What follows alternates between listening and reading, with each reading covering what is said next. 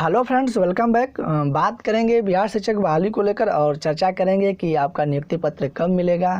तो बहुत से न्यूज़ आपको मिलते रहते हैं हर रोज़ कि सचिवालय के माध्यम से, तो सूत्रों के माध्यम से आपको न्यूज़ मिलते रहेंगे कि 4 दिन में नियुक्ति पत्र मिलने वाला है। तो इसी महीने शेड्यूल जारी होगा। तो बहुत से यूट्यूबर्स भी हैं और बहुत से सोशल मीडिया प्लेटफॉर्म भी है जहाँ से आपको न्यूज़ मिलते हैं और आप काफ़ी परेशान हो जाते हैं।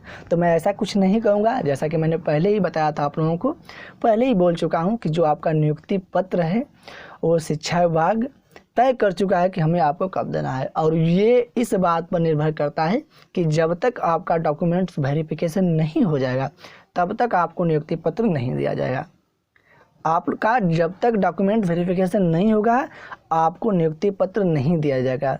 अपर मुख्य सचिव संजय कुमार जी और शिक्षा मंत्री विजय कुमार चौधरी जी ने यह स्पष्ट कहा है और जहां भी जाते हैं या प्रेस कॉन्फ्रेंस हो या अपने बयानों के माध्यम से हमेशा कहते हैं कि जब तक हम नियुक्ति पत्र तभी देंगे जब तक कि एक डॉक्यूमेंट्स का वेरिफिकेशन नहीं करेंगे। इस बहाली को साफ सुथरी पूर्ण करनी है और मैं सारे डॉक्यूमेंट्स वेरिफिकेशन करूंगा, उसके बाद ही नियुक्ति पत्र दूंगा। फिर भी आप लोगों को सचिवालय के सूत्रों के हिसाब से और यूट्यूबर्स के माध्यम से या कोर टीम के अध्यक्ष के माध्यम से आपको न्यूज़ मिलती रहती है और आप परेशान हो जाते हैं। आपको बता दे रहा हूँ कि बिहार का कोई एक ऐसा ज़िला नहीं है जहाँ पर फर्जी अभ्यर्थी नहीं पाए गए हैं और डॉक्यूमेंट वेरिफिकेशन का कार्य चल रहा है।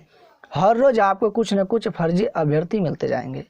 तो आपके मन में बहुत से संदेह होंगे कि कब नियुक्ति पत्र मिलेगा, कब काउंसलिंग का डेट जारी होगा। तो देख लीजिए, एक चीज़ को आप स्पष्ट कर लीजिए कि जो डॉक्यूमेंट वेरिफिकेशन का कार्य है वो चल रहा है और जब जितने भी चयनित अभ्यर्थी हैं इनका डॉक्यूमेंट वेरिफिकेशन हो जाएगा तो बहुत से ऐसी नियोजन इकाई हैं, पंचायत स्तर है, प्रखंड स्तर है, जहाँ की काउंसलिंग रद्द होगी। अब आप पूछेंगे कि इनकी काउंसलिंग कब होगी। तो देखिए, जो 11,000 सीटों की काउंसलिंग होनी बाकी है, आप इसको थर्ड फेज की काउंसलिंग समझिए या सेकेंड फेज की बची हुई सीटों की काउंसलिंग। तो जो 11,000 की काउंसलिंग बची हुई है उसी के साथ ये जो काउंसलिंग रद्द हो रही हैं, जो फर्जी कैंडिडेट पाए जा रहे हैं, सीधी सी बात है कि जहाँ पे फर्जी कैंडिडेट पाए जाएंगे उस नियोजन इकाई की काउंसलिंग रद्द होगी। तो वहाँ की काउंसलिंग और बची हुई सीटों की काउंसलिंग एक साथ करानी है। तो शेड्यूल कहाँ से जारी होगा काउंसलिंग का? तो जब तक जो भी अभ्यर्थी चयनित है इनका डॉक्यूमेंट वेरिफिकेशन नहीं हो जाएगा, जितने भी फर्जी अभ्यर्थी है वहाँ की काउंसलिंग रद्द नहीं की जाएगी, तब तक आपको थर्ड फेज की समझ लीजिए काउंसलिंग का जो शेड्यूल है जारी नहीं होगा। तो अक्टूबर माह में आपको ये देखने को मिलेगा, क्योंकि समझ लीजिए कि 90% आपके डॉक्यूमेंट का वेरिफिकेशन हो चुका है। आपके मन में होगा कि कौन से डॉक्यूमेंट वेरिफिकेशन हो रहा है। तो देखिए, सबसे पहले स्तर में समझिए कि आपका बीटेट, सीटेट और आपका डीएलएड, बीएड, डिप्लोमा जो भी है इसका डॉक्यूमेंट वेरिफिकेशन किया जा रहा है। इसके आधार पे आपके जो हाई स्कूल, इंटरमीडिएट या जो भी एकेडमिक मेरिट या सर्टिफिकेट है उनका वेरिफिकेशन हो जा रहा है और ये जिला स्तर पर हो रहा है। ठीक है, ये जिला स्तर पर हो रहा है और अगर अधिक गड़बड़ियां पाई जाती है आपके डॉक्यूमेंट्स में तो आपको बुलाया जा रहा है, कैंप के माध्यम से उसका स्पष्टीकरण किया जा रहा है। बहुत से ज़िलों में कैंप लगाकर डॉक्यूमेंट्स का स्पष्टीकरण किया गया था।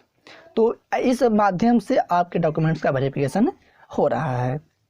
तो आप लोग एक वीडियो देखे होंगे कि शिक्षा मंत्री जी का बहुत पुराना है कि दूध का जला बिल्ली मठा भी फूंक कर पीती है।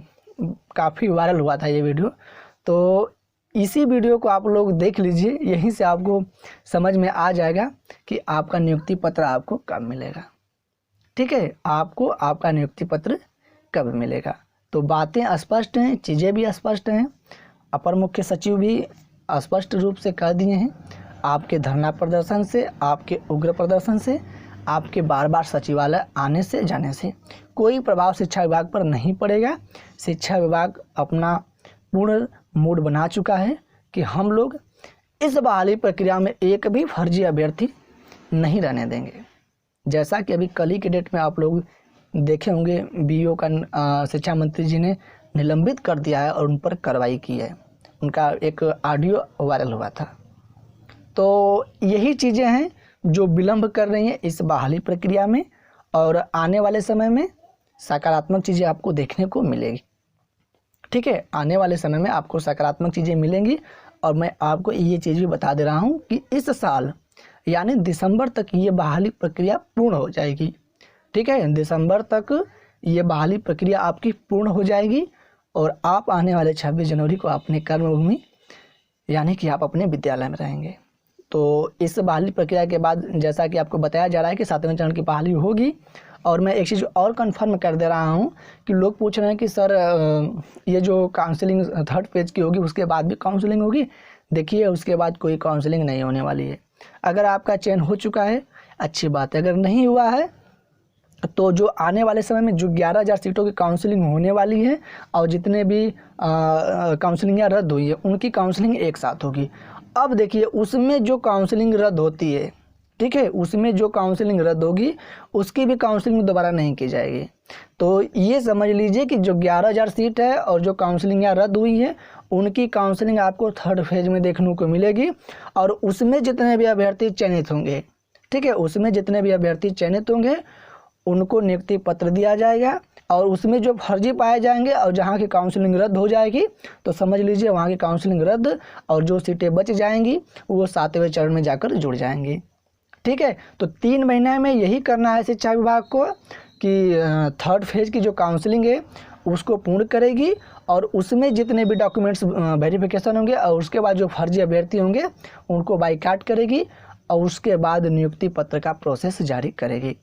तो 3 महीने में यही प्रोसेस शिक्षा विभाग को करना है और ये पर्याप्त समय है आपको नियुक्ति पत्र देने के लिए और डॉक्यूमेंट्स वेरिफिकेशन करने के लिए, क्योंकि शिक्षा विभाग ये जिला स्तर पर आपके डॉक्यूमेंट्स का वेरिफिकेशन कर रहा है।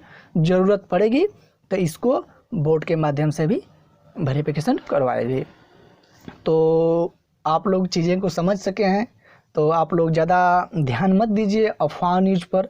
बहुत से यूट्यूबर्स भी हैं और मैं क्या कहूँ कोर टीम के अध्यक्ष जी को, उनका बयान आप लोग देखे होंगे ऑडियो या यूट्यूब के माध्यम से। पहले कहा था कि हम लोगों ने गलत किया धरना प्रदर्शन कर कर। इस चीज़ को आपको पहले सोचना चाहिए था, इस चीज़ को आपको पहले सोचना चाहिए था। बहुत से अभ्यर्थी हैं अपने फ्रेंड सर्कल्स में सोशल मीडिया के सामने माध्यम से डिस्कस कर रहे हैं कि अगर ऐसा ही बयान देना था तो आप अपने वादे से हट रहे हैं और हम लोगों ने निरंतर आपका साथ दिया है। तो खैर छोड़िए इन सभी चीज़ों का, उन्होंने भी अपने टीम के माध्यम से बहुत सहयोग किया है, लेकिन शिक्षा विभाग तो स्पष्ट करता है कि हम लोगों ने इसको कोर्ट से बाहर निकाला है और उससे भर्ती प्रक्रिया को पूर्ण कर रहे हैं और शिक्षा विभाग अपने हिसाब से ही जो भी कुछ करना है वो करेगा। ऐसा नहीं कि शिक्षा विभाग पर दबाव नहीं पड़ रहा है, जी हाँ बिल्कुल दबाव पड़ रहा है। केंद्र सरकार का भी दबाव पड़ रहा है कि इस ज़िले में शिक्षा का स्तर इतना क्यों गिरा है। आप लोग वहाँ पे अगर सीटें शिक्षकों की कम है तो उनकी भरपाई कीजिए। इस वजह से आपको 7वें चरण की भी काउंसलिंग अगले साल देखने को मिलेगी। ठीक है, तो बस इस वीडियो में यही जानकारी देनी थी। आप लोग ज़्यादा टेंशन में हो जाते हैं, होपलेस हो जाते हैं, कोई से अभी न्यूज़ पढ़ते हैं और आप लोग के मन में बहुत सी दुविधाएं उत्पन्न हो जाती हैं। तो उन चीज़ों को आप लोग इग्नोर कीजिए।